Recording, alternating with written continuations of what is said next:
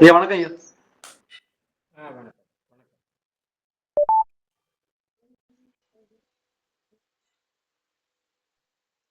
வணக்கம். வணக்கம். வணக்கங்க ஐயா. வணக்கம் வணக்கம்.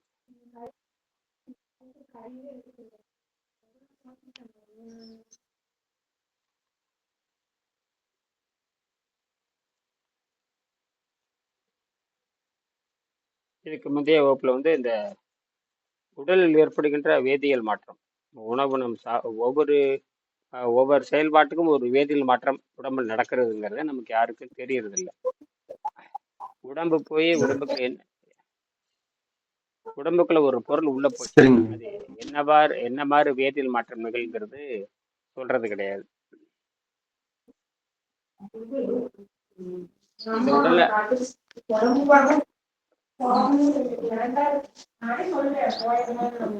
ஐயா சொல்லுங்க ஐயா. தூரமா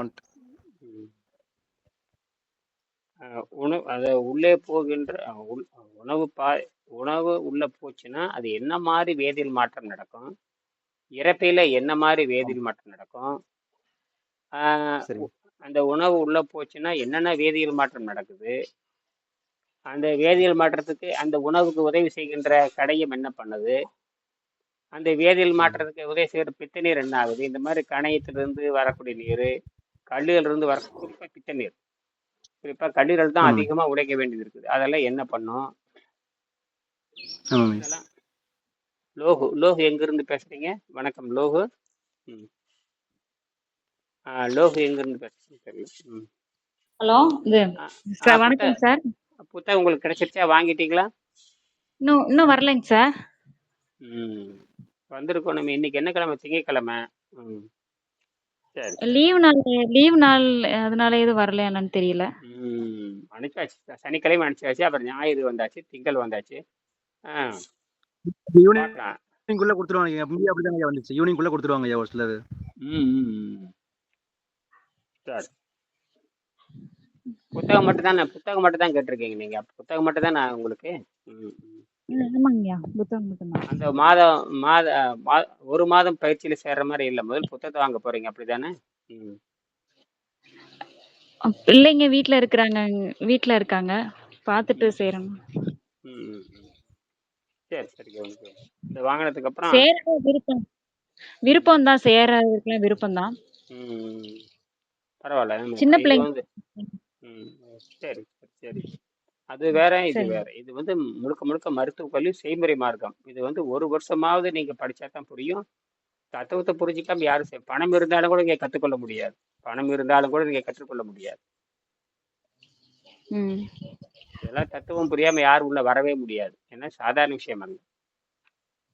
தத்துவம் புரியாமல் இந்த புத்தகத்தில் இருக்கிற 220 பக்கம் 230 பக்கத்தையும் எல்லாமே தெரிஞ்சிருக்கணும். ஏன்னா இது முழுக்க அறிவியல், மெய்யறிவியல் ரெண்டும் சேர்ந்தது. வெறும் மெய்யறிவியல் மட்டுமல்ல, வெறும் அறிவியல் மட்டுமல்ல, ரெண்டும் சேர்ந்தது. அதனாலதான் பல முறை படிச்சுட்டு தான் நீங்க இந்த தத்துவ மாசத்துக்கு 200 வகுப்பு நடக்கும். இந்த 200 வகுப்புல 100 வகுப்பாவது நீங்க கலந்துக்கணும். அப்பதான் புரிஞ்சுக்கொள்ள முடியும். அப்பதான் நீங்க 1ஆம் வகுப்புல இருந்து பாடம் படிக்கிற மாதிரி. இது வரைக்கும் படிச்சது எல்லாமே தப்பு, எல்லாம் மறந்துட்டு புதுசா கத்துக்கணும். இது 7ஆம் அறிவு அடிப்படை கொண்டது. பரிணாம அறிவியல் இந்தியாவில தான் தொடங்குது, வேற எந்த நாட்டிலும் இல்லை. இந்தியாவில தமிழ்நாட்டில தான் தொடங்குது, வேற எங்கேயுமே கிடையாது. பரிணாம அறிவியல் சித்தாந்தம் என்பது இந்தியாவில தான் தொடங்குது, தமிழ்நாட்டில தான் இருக்கு, வேற எங்கேயும் கிடையாது. ஆனால் இதன்படிதான் இன்னைக்கு ஆரோக்கியத்தை முன்னெடுத்து செல்ல முடியும். யாருக்கு இயற்கை சட்டங்களை புரிந்துதான் செயல்படணும். இயற்கை சட்டத்தை புரிந்துக்கிட்டு தான் வயிற்றுக்கு வேலை கொடுக்கணும். இயற்கை சட்டத்தை புரிஞ்சுதான் புலன்களுக்கு வேலை கொடுக்கணும். இயற்கை சட்டத்தை புரிஞ்சுட்டு பகுத்தறிவு பயன்படுத்தணும். இப்படியெல்லாம் இருக்கு. நான் கோடிக்கணக்கான நாடுகள் நம்ம வாழ்ந்துட்டு வர்றோம். உயிர்னு ஒன்று இருக்குது, மனம்னு ஒன்று இருக்குது, ருசின்னு ஒன்று இருக்குது, பரிணாமம்னு ஒன்று இருக்குது. இதெல்லாம் தெரியாம நாகரிக உலகத்தை நம்ம போயாச்சு. இப்போ நாகரிக உலகத்துல வாழ்ந்துட்டு இயற்கை ரகசியத்தை புரியாம இயற்கையை கேவலப்படுத்தி உடம்புவே கேவலப்படுத்துறது, இப்படியெல்லாம் போயாச்சு. அப்ப நமக்கு வந்து என்ன தெரியும்? முதல்ல இயற்கை அறிவியல் என்பது இயற்கை சட்டத்தை பார்த்ததை அறிவியல் எழுதுறாங்க. அதே மாதிரி நாமளும் அப்படித்தான் இயற்கை சட்டத்தை புரிஞ்சுக்கிட்டு தான் உணவு பழக்கத்தை மாற்றி அமைக்கணும். ஏன்னா இயற்கை என்பது யார்கிட்டும் பிச்சை கேட்காது. இயற்கை என்பது தனித்து இயங்கக்கூடியது. அதே மாதிரி உடம்பு தனித்து இயங்கக்கூடியது. இந்த பிரச்சனை வந்ததே என்னன்னா, இந்த விலங்குல இருந்து மாறி வருகின்ற பொழுது வாய் ருசியில மாட்டிக்கிட்டோம் நம்ம எல்லாருமே. வாய் ருசிங்கிறது அது அது வந்து ஒரு கேவலமான நிலை. வாய் ருசிங்கிறது ஒரு அறிதல் நிலை, அவ்வளவுதான். வேணும்னே இயற்கை உண்டாக்குனது தான். ஐந்தாம் அறிவுங்கிற வாய் ருசி கொடுத்தது நம்மளை வந்து மடையனாக்குறது. ஐந்தாம் அறிவுங்கிற வாய் ருசி கொடுத்து நம்மளை மடையனாக்குறது. என்னது? ம். ஐந்தாம் அறிவு. புரியுதுங்க. ஐந்தாம் அறிவு வாய் ருசி கொடுத்து உங்களை என்னதான் உங்களை என்ன ஆக்குறது? ஏமாத்திட்டு இருக்கு. மடையனாக்கு. இதுல இதுல இதுல இதுல 100க்கு 100 பேர் வந்துருவாங்க. இதுல 100க்கு 100 பேர் வந்துருவாங்க. யாரோ ஒருத்தர் தப்பிப்பாங்க. அப்படித்தான் இது. அதனாலதான் சொல்றேன், இதை செஞ்சு காட்டினா தான் புரிந்து கொள்ள முடியும். செய்து ஆசிரியர் முன்னாடி காட்டணும். நீங்களே செஞ்சுட்டு நீங்களே ஒன்றும் வர முடியாது. அதனாலதான் இது வந்து இவ்வளவு விஷயம் இருக்குது. ஏன்னா இது வந்து மரணத்துக்கே வைத்தியம் பார்க்கறது. நம்ம விரும்புற வரைக்கும் உயிர் வாழணும், அதுதான் விஷயமே. 100 ஆண்டுகள் வாழ்ந்தாலும் நோய் இல்லாம வாழணும் அப்படிங்கறதுதான். ஏன்னா இங்க வந்து பிரச்சனையே வந்து வயிற்றுல சுரக்கிற கொடிய விஷநீர் தான். விஷநீரை உற்பத்தி பண்ணது இயற்கை தான். இந்த விஷநீரை கொடுத்து சாகடிக்கிறது இயற்கை தான். ஆனா மனம் இயற்கை கட்டுப்பட்டதல்ல. மனம் முடிவெடுத்ததுன்னா இயற்கையவே மாற்றும். மனம்னு ஒரு மிகப்பெரிய ஆற்றல் நம்ம உடம்புல இருக்கு. அந்த மனம்ங்கிற வலிமை வந்து அந்த மனம்ங்கிற வலிமை வந்து 5 வகையான மன வலிமை இருக்கு. 5 வகை பகுப்புகள், 5 வகை நிலங்கள் அப்படின்னு சொல்ற மாதிரி 5 வகை ஆற்றல்கள், பஞ்சபூதம், 5 பஞ்சு அங்கம், ஐந்திரம், ஐந்திர வல்லமை, 5 அங்கம், பஞ்சாங்கம் இப்படிதான் சொல்லக்கூடிய 5 வகை தன்மை உடையதான் அந்த மனம். அந்த மனத்துல வந்து எது வந்து உறுதியா நிக்குது, அது எதுல அப்படிலாம் அப்படி பிரிச்சு பார்க்கறப்பதான் உடம்பே மனமையும் சேர்த்து பண்ற முறை இப்படிலாம் அந்த மனதை பற்றி இருக்கு. ரொம்ப அந்த மாதிரி எல்லாம் நம்ம யோக முறையில சித்தர்கள் முறையில இருக்கு. சித்தர்கள் தெளிவா எழுதி வச்சாங்க. அதெல்லாம் இடையில நம்ம 2000-3000 படிக்காதனால வெள்ளைக்காரனுடைய சுரண்டலுக்கு ஏமாந்துட்டு வெள்ளைக்காரனுடைய கல்வி கற்று ஏமாந்து போயிட்டான். நம்மளை ஏமாத்துவதற்காக வெள்ளைக்காரன் வந்து என்ன பண்ண உருவாக்கப்பட்ட கல்வி முறையை நம்ம படிச்சுக்கிட்டு இருக்கிறோம். நாம ஏமாற வேண்டும், மக்களை ஏமாத்துவது, திருடுவது மற்றவர்களுக்கு தெரியக்கூடாது என்பதற்காக குழந்தையை அழுகிறப்ப ரப்பர் மிட்டாய் வாங்கி கொடுக்குற மாதிரி தான் நம்மளை சுரண்டுவதும் நம்மகிட்ட திருடுவதும் தெரியக்கூடாது என்பதற்காக போலியான கல்வி கொடுத்தது மக்களை ஏமாத்தேன். அறிவியல் கொடுக்குற மாதிரி குறித்து முட்டாளாக்கிட்டு போனவன் வெள்ளைக்காரன். அதை வச்சுட்டு நான் எம்டெக் படிக்கிறோம், பிடெக் படிக்கிறோம். எம்டெக் பிடெக் படிச்சுட்டு ஒன்றும் இல்லாமல் உட்காந்துருக்கோம். இவ்வளோ எம்டெக்கு வேலை இல்லை, பிடெக்கு வேலை கிடையாது, எவனுக்கும் வேலையே கிடையாது. நீ எம்டெக் படிச்சுட்டு அமெரிக்கா போனால் துரத்தி விட்டுருவான். எம்டெக் படிச்சு கனடா போனால் துரத்தி விட்டுருவான். எம்டெக் படிச்சுட்டு இங்கிலாந்து போனால் துரத்தி அடிச்சிருவான். இங்கெல்லாம் வராதேங்கிறல்ல, உங்களை விட பெரிய எட்டம் எங்கிட்ட இருக்குதுன்ட்டான். அதனால இந்த ஏமாத்து வேலையில நீ வெளிநாட்டில் நடக்காது. ஒன்று இன்டர்நெட்டில் உட்காந்துட்டு எது கமிஷன் வேலை பண்ணிட்டு இருக்கலாமே தவிர வேற எது நீ உங்க அறிவாளியும் நம்ம ஏற்றுக்கவே மாட்டான். புரியுதுங்களா? எது ஏற்றுக்க மாட்டான்? உங்களை அறிவாளின்னு ஏத்துக்க மாட்டான். அப்போ நீங்கள் உங்களுக்கு கோமாளி, நீ ஒரு வேலைக்கார, நீ ஒரு சாணி தட்டி, இப்படித்தான் ஒரு சாதாரணமாக நம்ம சாணி தட்டி அப்படிங்கிற மாதிரி அந்த மாதிரி ஒரு அடிமை வேலைங்கிற அப்படிலாம் கிடையாது. நமக்கான கல்வியை, நமக்கான ஆரோக்கியத்தை நாம் பெற்றுக்கொள்ள முடியும். அதனாலதான் வெள்ளைக்காரனுக்கு நாம திருப்பி சொல்றேன், வெள்ளைக்காரனுக்கு அறிவு இல்லைன்னா நம்ம ஆரோக்கியம் வந்து காட்டணும். வெள்ளைக்காரன் ஒண்ணுல கோட்டை விட்டான், ஆரோக்கியத்துல கோட்டை விட்டுட்டான், அதை நமக்கு அப்புன்னு பிடிச்சிக்கிட்டோம். அதனாலதான் இது திருப்பி இது மறுகட்டமைப்பு. நீங்க வந்து திருப்பி நீங்க 1ஆம் கிளாஸ் படிச்சிருக்கேன், எம்டெக், அதெல்லாம் இது வேலைக்கு ஆகாது. தமிழ் உச்சரிப்பு தெரிஞ்சிருக்கணும், இந்த புத்தகத்தை ஆராய்ச்சி பண்ணி இதன்படி வாழ்ந்து காட்டி இந்த மாதிரி புதிய யுகம் படைக்கணும். புதியதோர் உலகம் செய்வோம்னு கவிஞர்கள் பாடினாங்க. பாரதிதாசன் பாடினார். புதிய ஒரு உலகம் அமைப்பு பாரதியாரும் பாடினார். புதிய உலகத்தை கட்டமைப்போம். அந்த மாதிரி தான் இது. என்னமோ சொல்ல வந்தீங்க, சொல்லுங்க. கேள்விங்க அப்ப இது ஐயா, இது என்னோட கேள்விங்க ஐயா, இது மக்களோட கேள்வியா இருக்கு. இப்போ வந்து வியாதி வந்து அவங்க மரணிக்கணும் அப்படின்னா அது விதியில வருமாங்க ஐயா, இல்ல நம்ம அது விதியை மாத்த இப்ப நம்ம வந்து நம்ம உணவு பழக்கத்தில் தான் இருக்கு. எங்கு பிரச்சனை தொடங்குது? உணவு பழக்கத்தில் தான் இருக்கு. வந்தா நீ எப்படியும் போய் சேர போற, எந்த ரூபத்துல வந்துடும், வியாதி எப்படி வேற மூலியமா கூட வரும், அதுக்கு ஏன் நம்ம இவ்வளவு கஷ்டப்படணும் அப்படின்றாங்க ஐயா. இதுக்கு எப்படி பதில் தரதுன்னு தெரியலங்க எனக்கு. அதுதான் அது என்ன இதுல என்ன கஷ்டம் இருக்கு? இதுல ஒரு கஷ்டமே இல்லையே. இல்லைங்க இப்ப ஐயா, விதினா எந்த ரூபத்திலே வரப்போகுது, நம்ம வியாதி விதியை முயற்சி பண்றவன் தான் விதியினுடைய நீல அகலத்தை பார்த்து அதுக்கு தகுந்த மாதிரி நடந்து கொள்ள முடியும். விதின்னு இருந்தா விதியை நீ எப்ப சூழ்ச்சியில வெள்ள பாக்குற? இன்னைக்கு விதியை நீ சூழ்ச்சியில தானே வெள்ள பாக்குற. சூழ்ச்சியில வெள்ளனா அது போட்டு எரிஞ்சுவேன். விதியினுடைய நீலாகலம் இருக்கு இல்லையா, அதை நீ பாக்குறது விட்டு போட்டு அது உள்பக்கம் விதிக்குள்ள என்ன இருக்குன்னு அதை ஆராய்ச்சி பண்றது விட்டு போட்டு விதியினுடைய புறத்தோட்டத்தை நீ பாக்குற. அப்ப விதியை நீ முயற்சி பண்ணி அது உன் வசதிக்கு நீ மாத்துறது விட்டு போட்டு, அப்ப விதியேன்னு சொன்னா நீங்க ஏன் அப்புறம் கவலைப்பட்டீங்க? நோய் வந்து ஏன் மருந்து சாப்பிட்ற? அது விதி தானே, அப்ப ஏன் மருந்து திங்கிற? அப்படியே செத்து போயிட வேண்டியதுதானே? வயிற்றுவலி வந்து அப்படியே இருந்து அப்படியே ஐயோ ஐயோன்னு கத்திட்டு சாக வேண்டியதுதானே? ஏன் அப்புறம் என்னை கூப்பிடு, என்னை காப்பாத்துன்னு ஏன் சத்தம் போடுற? அப்போ உனக்கு வலிக்கிறப்ப தான் நீ அப்போ உனக்கு சுகமா இருக்கிறப்ப, ருசியாகவும் சுகமா இருக்கிறப்ப, இந்த உடம்பு அழுகி போகாத வரைக்கும் நீ கம்முன்னு இருக்கிற. அழுகி போறப்ப ஐயோ எனக்கு கத்துற நேரம் போயிட வேண்டியதுதானே அப்புறம் அப்படியே. அதாங்க அதான் இயற்கை உங்களை ஏமாற்றும். அதாங்க அது அப்ப விதின்னு ஒண்ணு இருக்கு. முயற்சி பண்ண விதியினுடைய உள்பக்கம் உள்ள என்ன இருக்குன்னு கண்டுபிடிச்சிடலாம். அப்ப இயற்கை சட்டத்தை புரியுதுங்க. புரிஞ்சுட்டோம்னா மாத்தி அமைச்சிடலாம். அப்போ உணவு பழக்கத்தில் தான் இருக்கு. சரிங்க. எங்க பிரச்சனை தொடங்குன்னு உணவு பழக்கம் தான். அந்த உணவு பழக்கத்தில் தொடங்கி தான் நம்ம நீர், நிலம் எல்லாம் காற்று எல்லாத்துக்கும் எடுத்தாச்சு.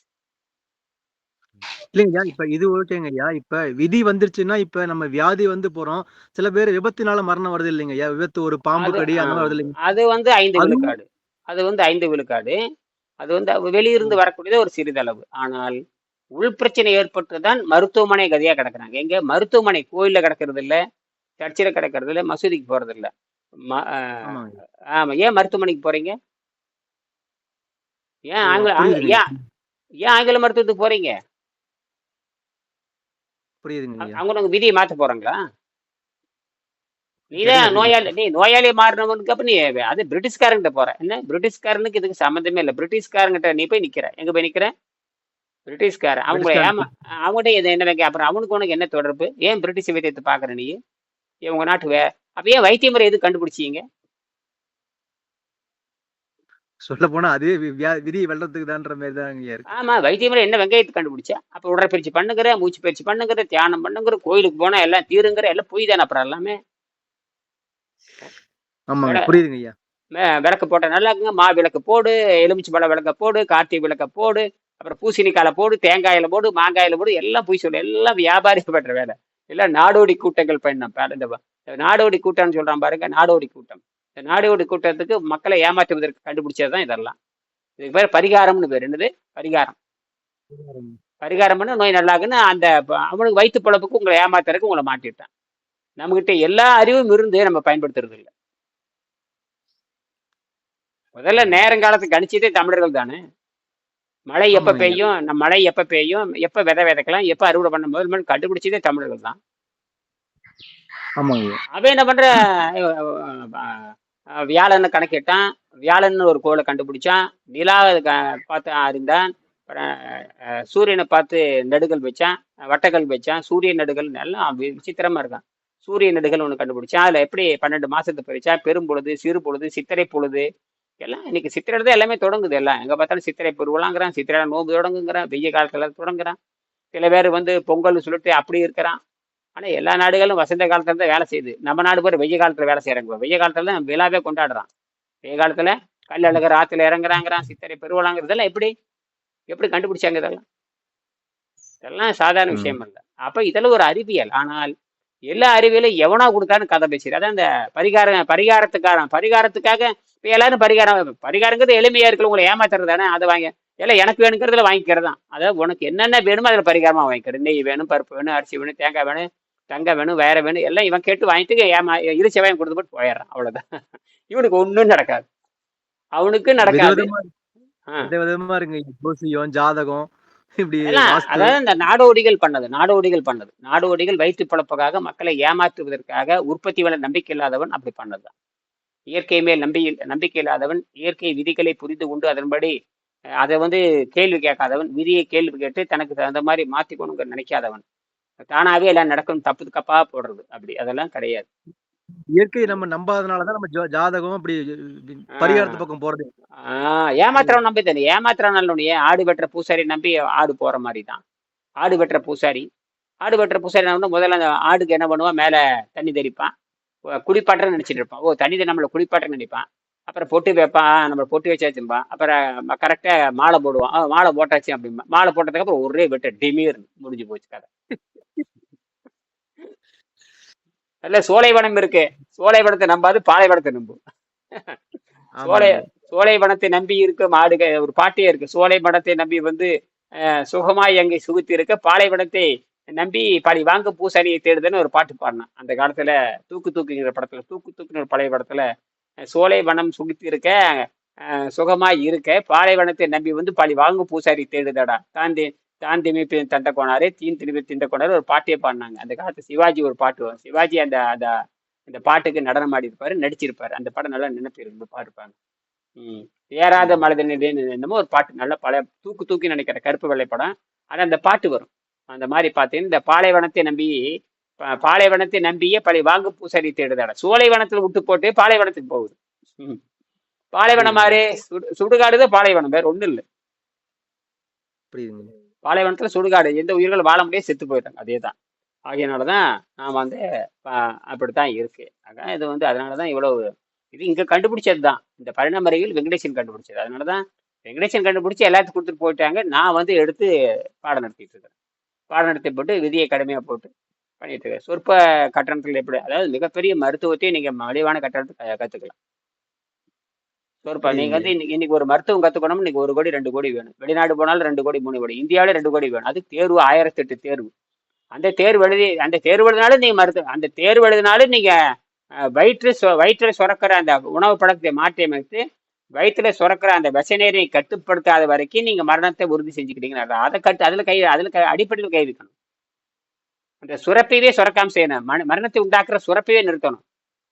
அதுதான் அடிப்படை. இவன் நோய்க்கு வைத்தியம் பார்த்துட்டு இருக்கிறான். நோய் வந்தது பிறகு வைத்தியம் பார்க்கறான்.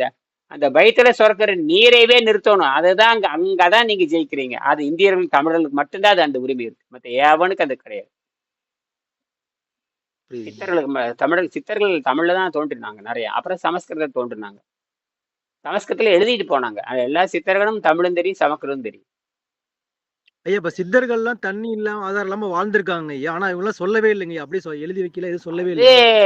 ஏடும் எழுதி அது வந்து வள்ளுவர் சொல்லிட்டு போயிட்டாரு இல்லையா? வள்ளுவர் தான் சுருக்கமா சொன்னாரு. வள்ளுவர் தான் இறுதியானவர். வள்ளுவர் ரத்தன சுருக்கமா எழுதிட்டு போனாங்க. ரத்தன சுருக்கமா சொன்னது உனக்கு அறிவு இல்லைனாலும் அது படிக்கல. அதுக்கு என்ன பண்றது? திருவள்ளுவர் எழுதுனது நீ படிக்கல. நீ அவங்க சுருக்கமா எல்லாம் பொய். திருவள்ளுவர் எழுதிட்டு போயிருக்காரு. மருந்துங்கிற அதிகாரத்தை எழுதியிருக்காரு இல்லையா? அது நீ படிக்கல, ஆராய்ச்சி பண்ணல, எவன் சொன்னதை நம்பிட்டு இருக்கிற. நாடோடி சொல்றதையும் பரிகாரம் பண்றதையும் நம்பிட்டு இருக்கிற. ஆனா உனக்கு அவங்க சொன்னதை உனக்கு அறிவு இல்லாத நீ சொல்ற. படி போடக்கூடாது. அப்புறம் செவி வழி செய்திதான். அப்பெல்லாம் 7 எழுத்தாணையும் இருக்கிறப்போ சுருக்கமா சொல்லுவாங்க. அதனால திருவள்ளுவர் 7 சொற்களை சொன்னாரு. மருந்துங்கிற அதிகாரத்துல பசிதான் இந்த வயிற்றுல சுரக்கிற அந்த வயிற்றுல இறப்பையில சுரக்கிற நீர். இறப்பிலும் சுரக்க, அது கணையத்துல இருந்து வரும், கல்லில இருந்து வரும். இந்த என்ன உணவு போட அதுக்கு தகுந்த மாதிரி வேலை செய்யும். எளிமையான உணவு போட்டு இறப்பையே போதும். எளிமையான உணவு போட்டு இறப்பில் இருக்கிற வெறும் கடி மட்டும் சாப்பிட்டீங்கன்னா இறப்பில் இருக்கிற நீரே போதும். கடுமையான உணவு போடுறப்பதான் இப்ப இந்த கல்லீரல் வேலை செய்ய வேண்டியிருக்கு. இப்படி எல்லாம் கடுமையான உணவு போட்டு சாகடிச்சுக்கிற நீ. இப்படி சாகடிக்கிறக்காக இயற்கை உண்டாக்குனது தான். உணவு பழக்கத்துக்கு அடிமையாக்கி விட்டுரும். உணவு பழக்கத்துக்கு அடிமையாக்கிட்டு நீ உடம்பு கெடுத்துக்கிட்டு கடவுள் என்ன பண்ணுவாரு? நீ உணவு பழக்கம் சாராயம் குடிச்சிட்டு போய் ஆஸ்பத்திரி சாராயம் குடிச்சிட்டு போய் என்னை காப்பாத்துங்கிற மாதிரி. சாராயம் குடிச்சுக்கிட்டு கல்லீரல் கெட்டு போனதுக்கு அப்புறம் சாராயம் குடிச்சா கல்லீரல் கெட்டு போயிடும், நுரையீரல் எல்லாமே கெட்டு போயிடும். அப்புறம் கெட்டு போனதுக்கு அப்புறம் என்னை காப்பாத்துனா நீ பண்ண தப்பு. இப்ப சாவதானே வேணும். என்ன இப்ப தமிழ்நாட்டுல யாராவது சாராயம் குடிச்சா 10 லட்சம் கிடைக்கும். அப்படி வேணா யாராவது சாகலாம். அது முதல்வர் வீட்டுக்கு மட்டும் சேர்த்தீங்கன்னா 10 லட்சத்துக்கு 1 கோடி கொடுத்துருவாங்க. சாராயம் குடிச்சு சாகிறவங்கள முதலமைச்சர் வீட்டு போய் சேர்த்தீங்கன்னு வச்சுக்கோங்க. குடும்பத்தோட போய் சேர்த்தீங்கன்னு வச்சுக்கோங்க, ஆளுக்கு 1 கோடி கொடுத்துருவாங்க. அப்படியும் கொடுப்பாங்க. கொடுத்தாங்க. அப்படித்தான். அப்புறம் இந்த நாடு இந்த லட்சணத்தை அப்படி வேணாலாம். இந்த நாடு இந்த லட்சணத்தை தான் இருக்கு. என்னது தப்பு பண்ணி சாகுறான், கடைச்சாராயம் குடிச்சு சாகுறான், அவனுக்கு 10 லட்சம் கொடுக்குறீங்கன்னா அப்ப அந்த அந்த அந்த மக்கள் வாங்காம அரே நாங்க தப்பு பண்ணி சேர்த்திருக்கிறோம், அவனா வாங்குறனாவது சொல்லியிருக்கணும். நாங்க தப்பு பண்ணி சேர்த்திருக்கிறோம், இனிமேல் எங்க குடும்பத்துக்கே ஆகாது, இது இந்த தொழிலே வேண்டாம், தொழில மூடுங்கன்னு சொன்னா பரவாயில்ல. அந்த அந்த 10 லட்சத்தை நீ வாங்கல வச்சுக்கிட்டு நீ இப்ப சந்தோஷமா இருப்பாங்க அவங்க. 10 லட்சம் இப்ப சொல்லிடணும். புருஷன் நல்லா குடிக்கணும் கூட சாவு, அவனை நல்லா சாவு 10 லட்சம் எனக்கு கிடைக்குன்னு சொல்லிடணும். புருஷன் தண்ணி நல்லா சாரையும் குடிக்கிறானா நல்ல சாகு, பப்ளிக்கே சாகு, தொலைக்காட்சிக்கு தெரியற மாதிரி செத்தீங்கன்னா உடனே முதல்வருக்கு செய்தி போக்கு ஆளுக்கு 10 லட்சம். நோகாம நோம்பு கும்பிடலாம். நோகாம வாங்க பேங்க்ல வட்டி பேங்க்ல போட்டீங்கன்னா எப்படியும் மாசம் ஒரு 6000 ரூபாய் 7000 ரூபாய் கிடைக்கும். எப்படியா 6% 7% கொடுப்போம். 12 84 எப்படி கிடைக்கும்? 600 ரூபாய் கிடைக்கும் லட்சத்துக்கு. 10,000 போட்டு மாசம் 6000 7000 வச்சு ஜாலி திருட்டு இருக்கலாம்ல. தயவுசெய்து புருஷன் குடிச்சா நல்லா ஊக்கப்படுத்துங்க. தாலியை கொடுத்தாது ஊக்கப்படுத்தி சாக வச்சீங்கன்னா 10 லட்சம் கொடுப்பான்ல. குடிக்கிறாங்களே இல்லையா பாருங்க. ஆமாங்க ஐயா. அதனாலதான் சொல்றேன், நம்மளுடைய உணவு பழக்கத்தை பற்றி பேசுகின்ற பொழுது அது வேதியியல் மாற்றம் நிகழ்கிறது. அந்த வேதியியல் மாற்றம் அப்ப எல்லாத்துக்கும் தண்ணீருக்கு மட்டும்தான் நடுநிலைப்படுத்தும். தண்ணீர் மட்டும்தான் நடுநிலை, அதனால் வள்ளுவருடைய பரிந்துரை தண்ணீர் மட்டும்தான் அந்த நடுநிலைப்படுத்தும். தண்ணீர் நடுநிலைப்படுத்தும்னு கண்டுபிடிச்சவர் திருவள்ளுவர். அவர் பரிணாம அறிவியல்வாதி. பரிணாம அறிவியல்வாதியா இருந்துதான் தண்ணீர் நடுநிலைப்படுத்தும் அவர் கண்டுபிடிச்சார். அதனாலதான் நம்ம வந்து தெளிவா நம்ம இதை பத்தி பேசலாம். யாருது பன்னீர்செல்வத்தே சத்தம் கேட்குது, யாருது பாருங்க. ரமணா ஐயா, ரமணா ஐயா. என்னதுல எடுத்து ஆஃப் பண்ணி வச்சிருக்கீங்க? இப்பதான் ஏன்னா இதுல பதிவாகுது, சர்ன்னு பதிவாகுது. எல்லாரும் இது கேட்குறாங்க, இப்போ பார்க்குறாங்க. நம்ம மக்களே பார்க்கறதுக்கு எரிச்சலா இருக்கு, என்னடா இந்த சத்தம் வருதுமா. அதனால வந்து கவனமா இருங்க. இன்னைக்கு இது கேட்கற ஒரு 20 நிமிஷம், 5 நிமிஷத்துல முடிக்க போறேன், இருக்கிற 20 நிமிஷம். அப்ப இந்த 20 நிமிஷமாவது அமைதியா இருக்கேன்னா, இப்படி போட்டு இப்படியே ஒரு 4-5 வகுப்புல கலந்துட்டீங்கன்னா எல்லாம் தெரிஞ்சு போகும் இல்லையா? நம்ம திருப்பி திருப்பி தான் படிக்க போறேன். இதுல இருந்து ஒன்னே நான் படிக்க போறது மாறி மாறி மாறி மாறி மாறி மாறி மாறி மாறி இதவே பேசி பேசி பேசி மண்டையில அடிச்சுக்கிட்டே இருக்கணும். இன்னும் 100 வருஷத்துக்கு இதைத்தான் பேசணும். ஏன்னா இது இந்த புத்தகத்துக்கு மாற்று புத்தகம் கண்டுபிடிக்கிற வரைக்கும் இதுதான்.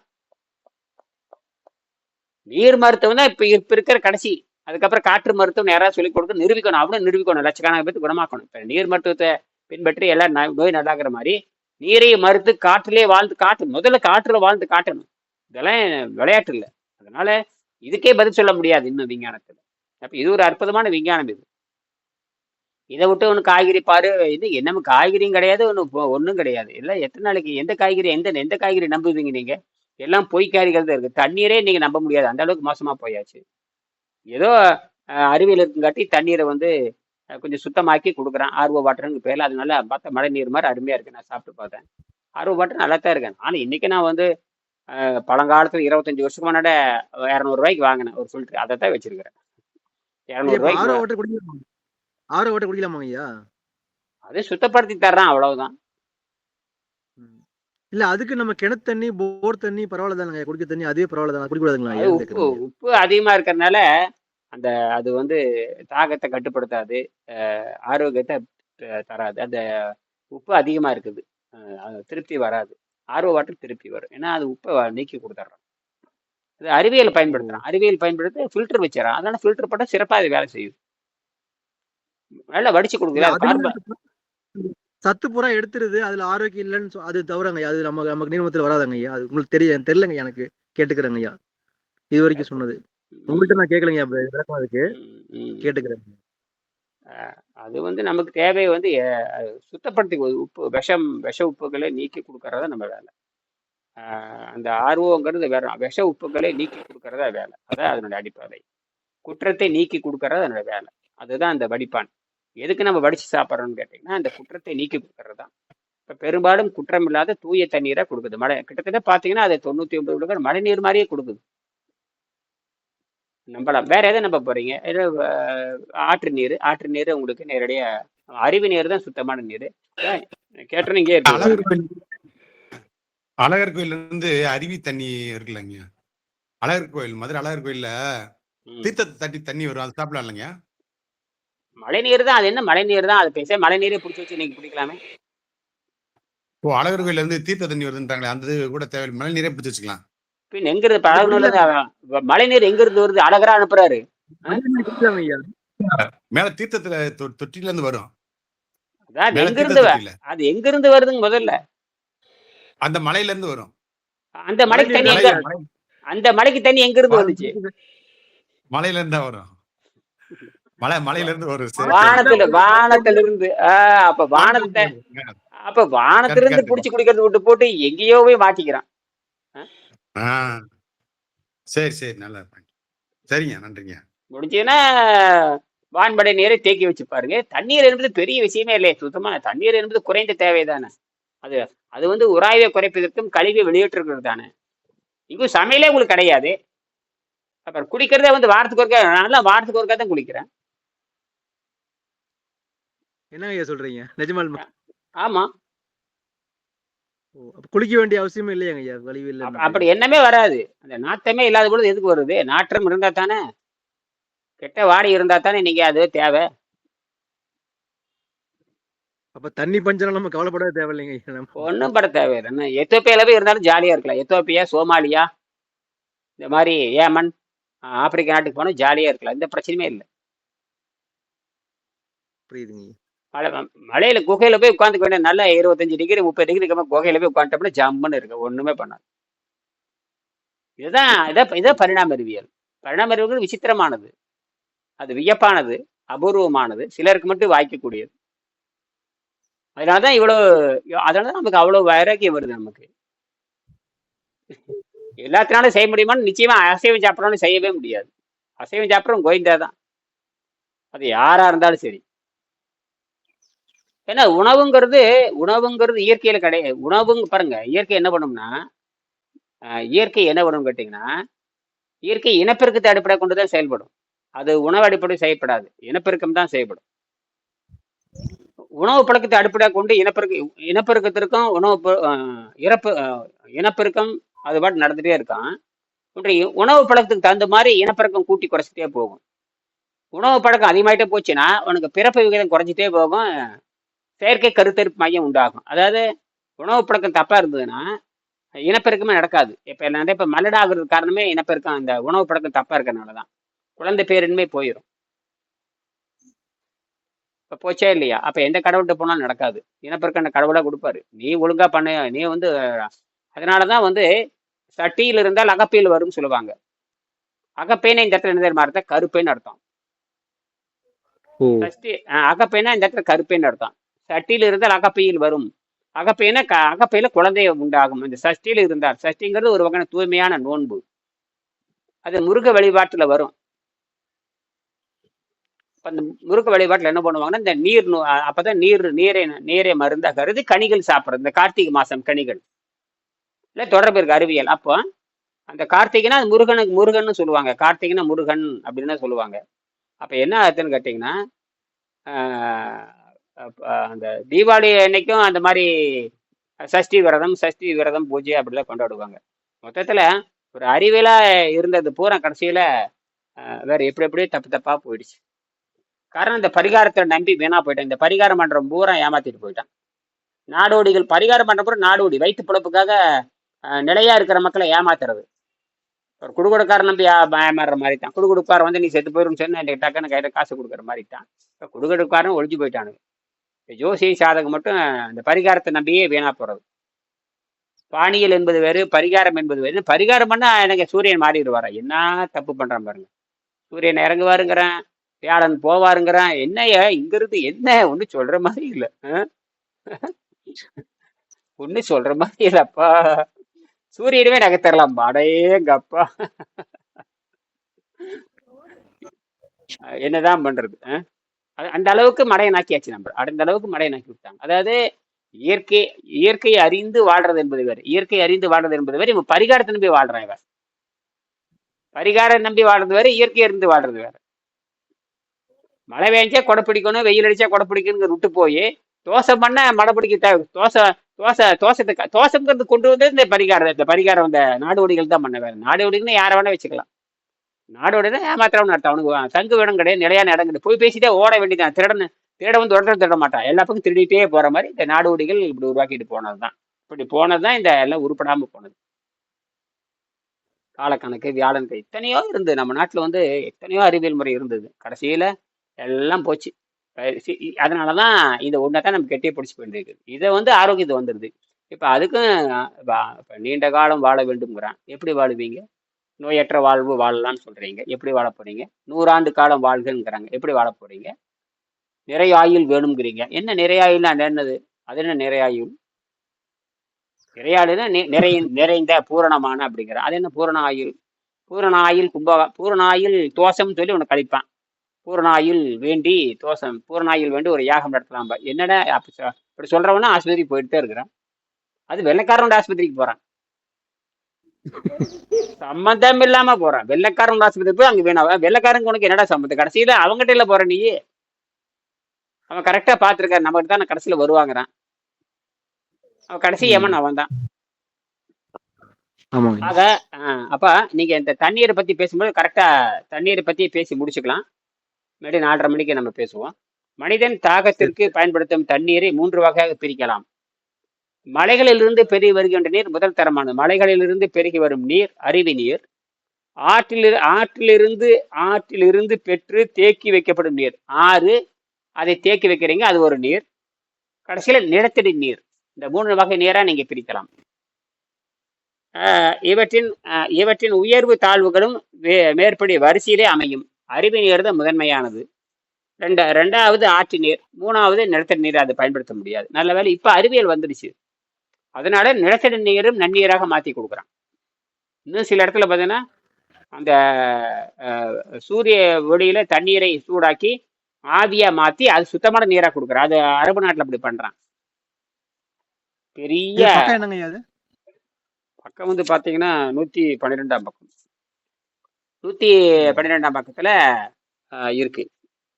அதாவது சுத்தமான காற்றும் சுத்தமான தண்ணீரும் கிடைக்கும் மலைகளிலேயே யோகிகள் வாழ்ந்தார்கள். இப்ப யோகிகள் எங்க போனாங்க? சுத்தமான குளிர்ச்சியான மலை, சுத்தமான காற்று, சுத்தமான தண்ணி இருக்கிறதுல யோகிகள் போனாங்க. அங்க பார்த்தா எல்லா குகையும் இருக்கு. ஏன்னா குடும்ப பொறுப்பெல்லாம் முடிச்சுட்டு போறான். இந்த சமாதி நிலைக்கு போறது இயற்கை விருப்பத்துல இந்த ஆற்றலை பிரிச்சுக்கிறது. உச்சி, இந்த சகசர நாமம் சொல்லுவாங்க. சகசா விசுத்தி ஆக்னின்னு எல்லாம் சொல்றாங்கல்ல, இந்த உச்சி, கடைசியில் இருக்கிற உச்சி. சுவாசத்தை நிறுத்தி சுவாசத்தை இங்க விட்டுட்டு போறது. சுவாசத்தை நிறுத்தி சுவாசத்தை இதன் வழியாக வெளியே விடுதல் மிகப்பெரிய கலை. அது இந்த நோகாம சட்டை கட்டிட்டு போயிடுறது. நீண்ட காலம் வைத்தியரா மாறிடுவாங்க. கடைசியில வைத்தியரா மாறித்தான் உயர பிரிப்பாங்க. என்னவா மாத்தி உயர பிரிப்பாங்க? வைத்தியராக மாறிடுவாங்க. அதனாலதான் இது நல்லா ஆகுது. அதனால நீங்க வந்து சாதாரண அதனால இது கத்துக்கிட்டா உங்களுக்கு தானா பெருமை வந்துடும். இந்த வைத்தியத்தை கத்துட்டீங்கன்னா தானாவே உங்களுக்கு பவர் வந்துடும். எவனும் உங்களுக்கு கேள்வியே கேட்க முடியாது. ஒன்னா நம்மளை முட்டாள்ட்டு போயிடுவான், அல்லது இவன்கிட்ட போக முடியாதுன்னு போயிடுவான். ஒன்னே இந்த மருத்துவத்தை கத்துக்கிட்டீங்கன்னா நம்மளை முட்டாள்னு சொல்லிடுவான், ரொம்ப நல்லது. ரெண்டாவது ரொம்ப நிறைய சரக்கு கொடுக்கறதுனால நம்ம தாங்க முடியல சாமின்னு ஓடிடுவான்.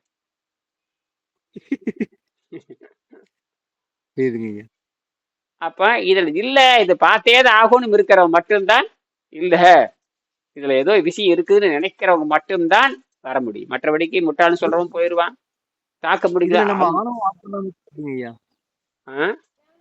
இதுல வந்து நம்ம ஆணவம் நம்மள ஆட்கொள்ளாம இருக்கிறதுக்கு நம்ம என்னங்க எப்படி என்ன வழி பின்பற்றணும்னு கேக்குறீங்க. நம்மள வந்து நம்ம ஆணவத்திலிருந்து தப்பிக்க எல்லாம் இந்த உணவு போதையில இருக்கிறனால இந்த மூளை தப்பா சிந்திக்கும். உணவுங்கிற போதை வந்துட்டாவ, இந்த சாராயம் உள்ள ஏறிட்டாவ கண்டபடி நினைக்க ஆரம்பிக்கும். மனம் வந்து சாராயத்துலதான் மூளை வேலை செய்யும்.